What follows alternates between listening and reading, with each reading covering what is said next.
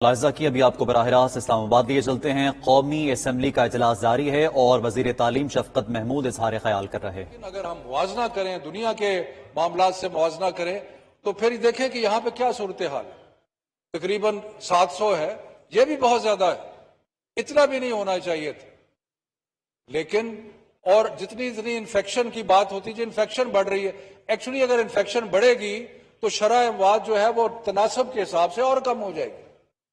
لیکن ہمیں ساتھ ساتھ جب تنقید کی جاتی ہے اور یہ کہا جاتا ہے کہ جی انہوں نے پرواہ نہیں کی، میں پوچھتا ہوں کہ ان کی آپ نے پرواہ کی جو تنقید کر رہے تھے؟ انہوں نے اس چیز کی پرواہ کی کہ لوگ جو ہیں ان کے لاک ڈاؤن کے اثرات عام آدمی پہ کیا ہوں گے؟ انہوں نے اس چیز کی پرواہ کی کہ جو بیچارے روز صبح گھر سے اٹھتے ہیں اور مزدوری کے لیے جاتے ہیں ان کے کیا حالات ہوں گے؟ کیا انہوں نے اس چیز کی پرواہ کی کہ جو دکاندار صبح اٹھتا تھا اور وہ اپنے دکان سے روز کی کمائی کر رہا تھا اس کے کیا حالات ہوں گے؟ آج کی اخبار میں جناب ڈپٹی اسپیکر صاحب، آج کی اخبار میں پنڈی میں ایک آدمی نے اپنی بیوی کو قتل کیا اور پھر اپنے آپ کو قتل کیا، اور اس کی وجہ کیا بتائی؟ وجہ بتائی کہ سارے ذرائع آمدن جو تھے وہ ختم ہو چکے تھے اور گھر میں کھانے پینے کے لیے کچھ نہیں تھا۔ تو اسی لیے جو ہماری پرائم منسٹر نے پہلے دن سے یہ کہا تھا کہ ہم نے بیماری کا بھی مقابلہ کرنا ہے، ہم نے کوشش کرنی ہے کہ بیماری جو ہے اس کو ہر طریقے سے اس کا مقابلہ کرے، اور لاک ڈاؤن کیے ہم نے، اور ہم نے جتنے تعلیمی ادارے تھے وہ سارے بند کر دیے، جتنی شادی ہال تھے، ٹرانسپورٹ، سب کچھ بند کر دیا۔ لیکن ساتھ ساتھ ایک ہمارا سوچ یہ تھی کہ اگر ہم نے معیشت کے لیے کچھ نہ کیا، اگر ہم نے وہ لوگوں کے لیے روزگار کے لیے کچھ نہ کیا تو پھر جو حالات ہوں گے وہ بہت ہی برے ہوں گے۔ آپ یہ دیکھیں اسپیکر صاحب کہ وہ جو ڈیولپڈ کنٹریز ہیں اس کے اندر جلوس جلسے نکل رہے ہیں کیونکہ لوگ جو ہے وہ بھوک سے مر رہے ہیں۔ اگر آپ امریکہ میں دیکھیں وہاں پہ احتجاج ہو رہے ہیں، اگر آپ یورپ میں دیکھیں وہاں پہ احتجاج ہو رہے ہیں۔ ہندوستان میں ہزاروں لوگ سڑکوں پہ چلتے چلتے مر گئے وہاں پہ، اس لیے کہ بیچارے غریب لوگ، یہ آفت جو ہے یہ غریبوں پہ زیادہ آئی ہے، اس لحاظ سے کہ ان کی معیشت، ان کا روزمرہ کی زندگی بے تحاشا متاثر ہوئی۔ اور ہم نے کوشش کی کہ ہم اس کا مقابلہ کرنے کے لیے سب کو ساتھ لے کے چلیں، اور میں آپ کو بتاتا ہوں کہ کس طرح ساتھ لے کے چلیں۔ پرائم منسٹر نے ایک نیشنل کوارڈینیشن کمیٹی بنائی، اس میں سارے چیف منسٹر جو تھے وہ ممبر تھے، اس میں سارے جو آزاد کشمیر، گلگت بلتستان اور بھی سارے ممبر تھے۔ روز نیشنل پھر ایک اور کمیٹی بنائی، national command and operation centre, روز اس کی میٹنگ ہوتی ہے، روز اس کی میٹنگ میں سارے صوبائی نمائندے جو ہیں وہ شامل ہوتے ہیں اور سارے حالات کو جانچ کے دیکھ کے اس میں فیصلہ کیا جاتا ہے۔ تو یہ کوارڈینیشن ہے، یہ آپریشنل لیول کی کوارڈینیشن ہے، اور آپریشن لیول کی کوارڈینیشن جو ہے وہ سارے ملک میں ہو رہی ہے۔ لیکن پھر بھی پرابلم کیا ہے کہ نہیں جی ہمارے سے تو یہ تو عجیب ہے، کنفیوژن ہے۔ یہ کنفیوژن ہے، غریب کا خیال رکھنا کنفیوژن ہے؟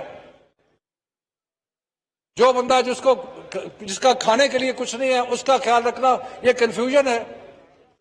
تو جناب اسپیکر صاحب یہ جو بے حسی ہے، یہ جو بے حسی ہے، غریب عوام کے لیے جو بے حسی ہے، اس میں افسوس کرنا چاہیے۔ اور پھر ہمیں کہا گیا کہ جی صوبوں کی مدد نہیں کی گئی۔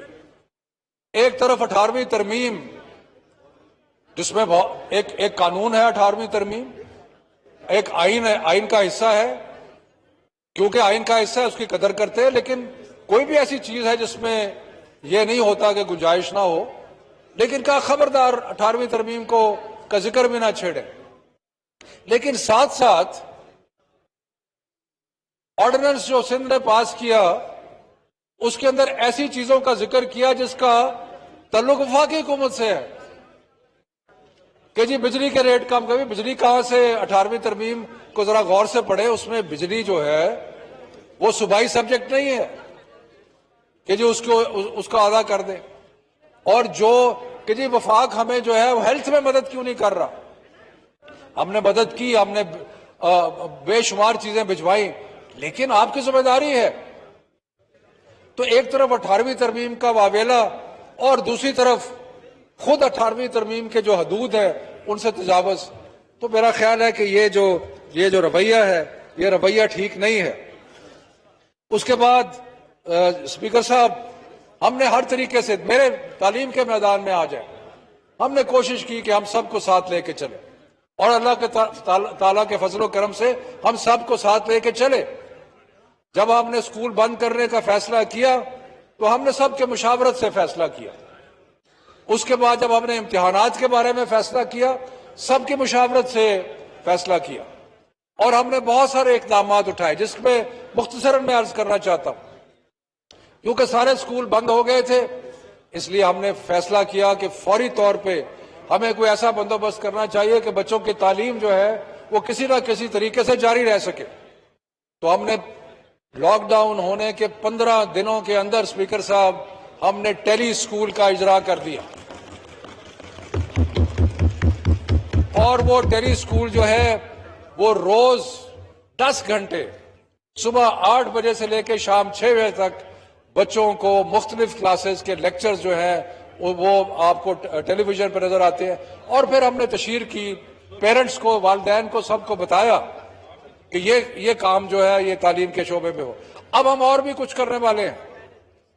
ہم ایک ریڈیو اسکول بھی شروع کرنے والے ہیں جس میں ہم کوشش کر رہے ہیں کہ ریڈیو کے ذریعے بھی عوام تک جو ہے وہ پہنچا جائے, اور بھی مختلف طریقے.